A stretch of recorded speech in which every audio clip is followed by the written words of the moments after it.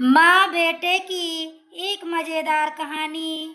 माँ, बेटा और बहू तीनों ड्राइंग टेबल पर बैठकर खाना खा रहे थे। खाना खाते खाते बेटा अपनी पत्नी से बोला, गीता, तुमने आज भी दाल रोटी ही बना दी।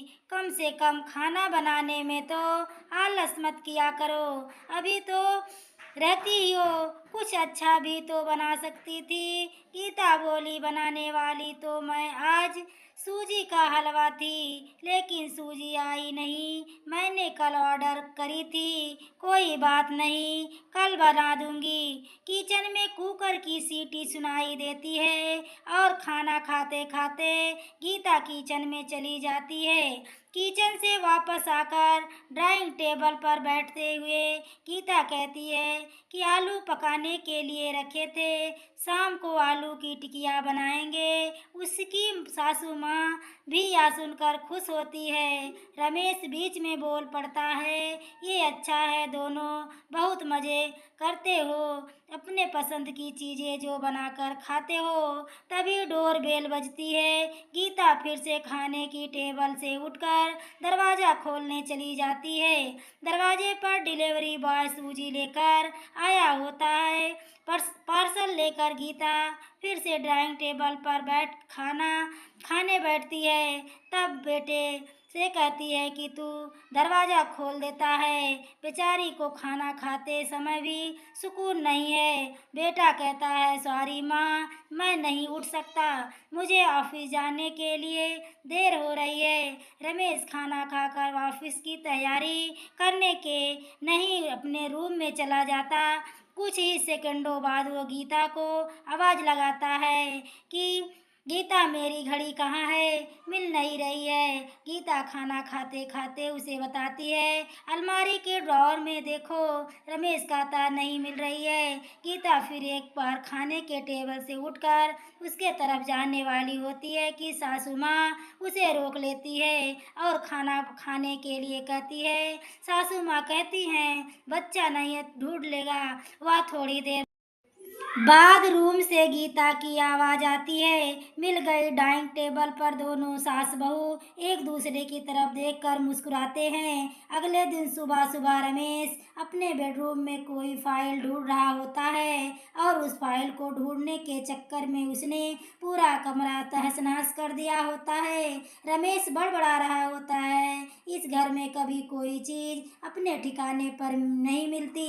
इन औरतों को भी कोई काम नहीं, इसलिए हर चीज़ इधर उधर की करती रहती हैं। गीता अपने कमरे में आकर कमरे का बुरा हाल देखती है तो गीता रमेश से पूछती है कि क्या कर रहे हो। रमेश कहता है, वह फाइल कहाँ है जो मैंने तुम्हें परसों दी थी। गीता तुरंत उस फाइल को निकाल कर रमेश के हाथों में थमा देती है और उससे कहती है, एक बार मुझसे पूछ लिया होता, पूरा कमरा फैला के रख दिया है।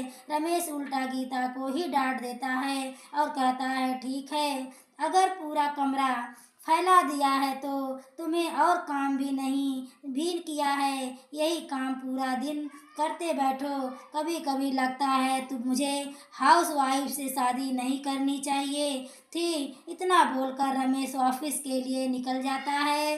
पति पत्नी की यह बात चित माँ भी सुन रही होती है, जिसका वो पता नहीं होता। अब माँ गीता रमेश अब माँ और गीता रमेश को सबक सिखाने के लिए प्लान बनाते हैं। अगले दिन सुबह सुबह जब रमेश नींद से जागता है तो गीता के वो चाय के लिए चिल्लाकर कह रहा होता है। पास ही में सोफे पर बैठी माँ उससे कहती है, गीता नहीं है, वह अपने माँ के घर गई है, कोई जरूरी काम था। रमेश फोन निकाल कर गीता को कॉल करने लगता है। तब माँ उसे रोकते हुए कहती है, फोन मत कर, माँ के घर ही तो गई है, आ जाएगी 2-3 दिन में। रमेश फोन रख देता है और माँ से कह रहा होता है कि माँ चाय, तभी माँ बोल पड़ती है, हाँ हाँ 2 कप बनाना, मैं भी पीऊँगी। बेमन से रमेश किचन की तरफ जाने लगता है चाय बनाने के लिए। तब माँ तो फिर से खड़े होते हुए कहती है, अरे बेटा रुको। रमेश को लगता है कि माँ उसे रोककर चाय बनाने चली जाएगी, लेकिन माँ कहती है, मेरी चाय में थोड़ी चीनी कम डालना। रमेश चाय बनाकर लाता है। माँ और बेटा दोनों चाय पी रहे होते हैं। तब माँ बोलती है, अच्छी बनाई है। लेकिन गीता को चाय बनाती है, उसमें तुलसी की कुछ पत्तियां डाल देती है। उसका स्वाद ही अलग आता है। बेटा को बेटा कोई बात नहीं, अगली बार जब तू चाय बनाएगा तो ध्यान रखना। रमेश माँ की तरफ देखता ही रह जाता है। थोड़ी देर बाद रमेश माँ से कहता है, माँ आज खाने में पनीर, मटर पनीर। माँ फिर से रमेश की बात काटते हुए माँ कहती है, अरे वाह, आज मेरा बेटा मुझे मटर पनीर बनाकर खिलाएगा।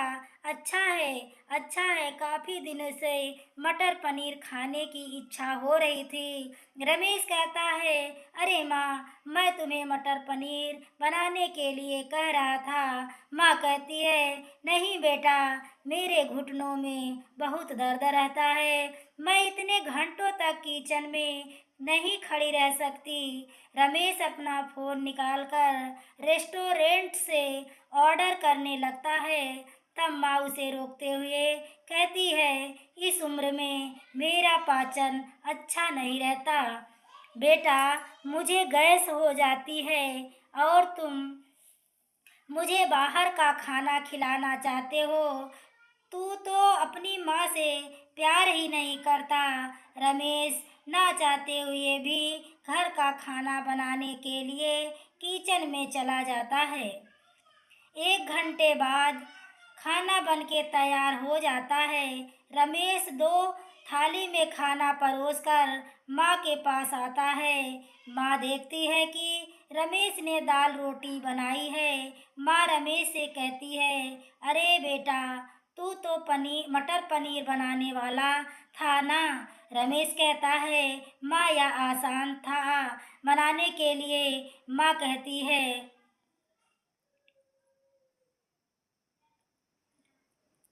गीता होती तो मुझे आज मटर पनीर बनाकर ही खिलाती। चलो कोई बात नहीं, मैं कहाँ हर दिन मटर पनीर खाती हूँ। आज भी दाल रोटी ही खा लूँगी। आ बैठ, साथ में मिलकर खाते हैं। दोनों बैठकर खाना खाने लगते हैं। रमेश ने पहला निवाला मुंह में रखा ही होता है कि माँ उसे कहती है, अरे बेटा, दाल में नमक थोड़ा कम है, जाकर जरा नमक लेकर आ। रमेश खाते खाते उठता है और किचन से जाकर नमक लेकर आता है, माँ को देता है, फिर अपना खाना खाने बैठता है। बीच में भी माँ खांसने लगती है और रमेश से कहती है, अरे बेटा, गले में अटक गया है, थोड़ा पानी लेकर आ। रमेश फिर से खाना खाते खाते उठता है और पानी लाकर माँ को देता है। इन सब से रमेश के मुंह पर परेशानी साफ देखी जा सकती है। रमेश को अब महसूस भी हो रहा होता है कि जैसा बर्ताव वह गीता के साथ करता है, उसे कितना बुरा लगता होगा। हालांकि गीता के मुंह पर कभी उसने शिकन नहीं देखी थी। माँ यही नहीं रुकती, खाना खा के वो जाने पर माँ रमेश को थालियाँ धोने के लिए भी कहती। माँ अपने बेड पर आराम करने लगती है। तब रमेश को चादर ओढ़ाने आने के लिए कहती है। उसके बाद जब रमेश रूम से जा रहा था, तब उसे रोककर एसी कम करने के लिए कहती है। इन सब कामों से आप परेशान हो जाता है, लेकिन कुछ बोल नहीं पाता। अगले दिन सवेरे सवेरे रमेश खाना बनाने के लिए सब्जियां काट रहा होता है, लेकिन उसका ध्यान सब्जियों पर नहीं होता। वह गीता के बारे में सोच रहा होता है और पछतावा कर रहा होता है कि वह कितना गलत था कि हाउस वाइफ का काम आसान होता है, नहीं होता तभी बेख्याली में उसकी उंगली कट जाती है। उससे खून बहने लगता है और वह बेसिन में अपनी उंगली धोने के लिए चला जाता है। तभी गीता उसके पास आकर उसके हाथों में पट्टी बांधने लगती है। यानी कि गीता कभी माँ के घर गई ही नहीं थी। यह तो सास बहू के प्लान का हिस्सा था, जिससे वह रमेश छुपकर उसी घर में रह रही थी। रमेश गीता को देखकर काफी खुश हो जाता है। गीता से कहता है, घर का काम हम दोनों मिलकर क्या करेंगे? गीता पूछती है, ऐसा क्यों? रमेश कहता है कि मैं घर का और घर अगर हम दोनों का है तो काम भी हम दोनों का ही होना चाहिए। दोस्तों, कहानी पसंद आई हो तो प्लीज़ वीडियो को लाइक शेयर करें। चैनल पर पहली बार आए हो तो चैनल को सब्सक्राइब करें। आगे के नोटिफिकेशन के लिए बेल आइकन को ज़रूर प्रेस करें। दोस्तों, पूरी वीडियो देखने के लिए आपको तहे दिल से धन्यवाद। दोस्तों, प्लीज़ आपसे रिक्वेस्ट है कि आप लोग हमारी वीडियो को देखते तो ज़रूर हैं, लेकिन लाइक और सब्सक्राइब नहीं करते हैं। प्लीज़ प्लीज़ आपसे रिक्वेस्ट है कि सब्सक्राइब कर लीजिए। धन्यवाद।